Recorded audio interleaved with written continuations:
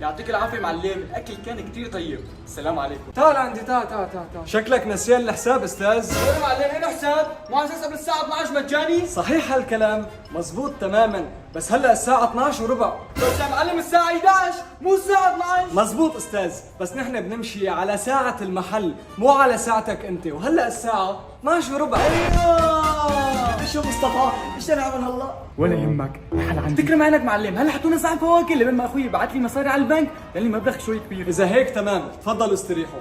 وهلا شو بدنا نحلها؟ قالوا نزار بدي اياك تيجي على مطعم ليالي الشام بسرعه، بدي اياك تسوي الخطه اللي كنا نسويها كل مره. لك ايه خطة؟ هلا بتشوف. لك ايش بدي اشوف؟ لك وينه هذا الحيوان وينه؟ خير استاذ، طول بالك مشان الله، وطي صوتك. في عندك واحد بارك جوا، امبارحه شفته هو وحبيبتي باركين بالمطعم، بدي اشخطه شخط، رجع هيك. وليش ما شخدته امبارح؟ امبارحه شخط حبيبتي واليوم اجى دوره، رجع هيك. طول بالك مشان الله، لا تفضحونا، هون مطعم محترم. إذا في عندكم أي مشاكل طلعوا حلوة برا المطعم، الله يوفقك، لا تفضحنا كرمال هالدقن. طيب ماشي، هالمره كرمالك ما راح اشخطه هون. اطلع لبرا ولك، اطلعوا برا.